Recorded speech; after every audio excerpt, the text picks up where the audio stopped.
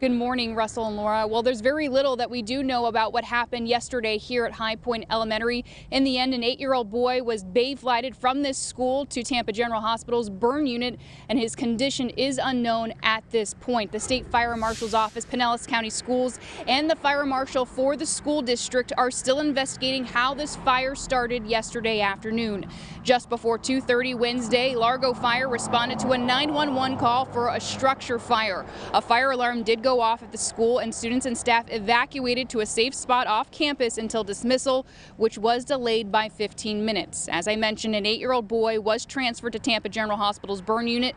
A teacher was also injured in the incident, but she was treated on scene with minor injuries. Those on scene yesterday also mum on whether or not there was any structural damage as a result of the fire, and Principal Michael Feeney did send a message to parents saying, There were many first responders on our campus. If your child has questions about what happened at school yesterday, please tell them that there was an emergency and we needed assistance from police and fire rescue. The school district tells us concerned parents can call the school directly.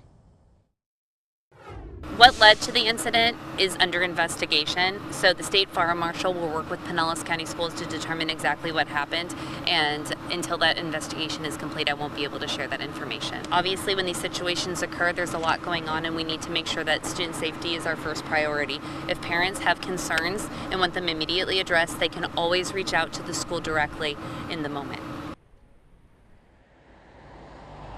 So again, Largo Fire and Pinellas County Schools remain tight-lipped about exactly what happened here at High Point Elementary, but the school district wants parents to know that support will be made available to students who need it. Counselors and social workers will be here on scene at the school if students need to talk to someone about what happened here yesterday, and classes are expected to go on as planned today. Russell, Laura. Marissa Lind, live for us this morning. Thank you, Marissa. Good morning, Laura. Well, school and fire officials are both remaining tight-lipped this morning as to what exactly happened here at High Point Elementary. In the end, an 8-year-old boy had to be transferred. He was bay-flighted from this school to Tampa General Hospital's burn unit, and at this time, his condition remains unknown.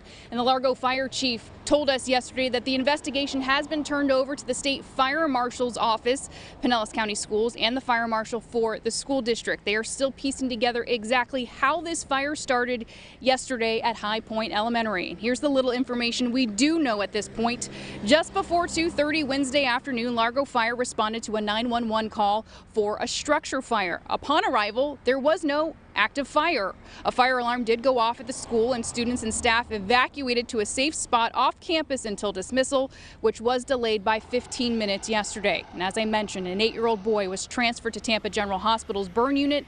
A teacher who was also injured in the incident, she was treated on scene with minor injuries. Those on scene yesterday also mum on whether or not there was any structural damage to the school as a result of this fire. Now, Principal Michael Feeney did send a message to parents yesterday saying in part to tell students with questions that there was an emergency and the school needed assistance from police and fire rescue. The school district tells us concerned parents can call the school directly. We have school counselors, social workers, and psychologists available at the school. We know that this is going to be a traumatic time for some of the students, and we have resources available to assist them through that. We encourage, if a parent feels that their student is in need of additional support, to just let the front office know, their principal know, or their student's teacher know, and we'll be able to connect them with that support and assistance, as well as provide support that they can reinforce at home. So again, counselors and social workers are going to be on campus here at High Point Elementary to talk to students should they need it regarding what happened here yesterday with that fire incident that happened yesterday here at High Point Elementary. And classes at this school will go on as planned. Cars have been driving in and out of the school. Class is just beginning, but right now at this point there are a lot more questions than there are answers regarding what happened here with that fire and that little boy yesterday here at High Point. Laura. All right, Marissa Lind, live for us in Clearwater. Thank you.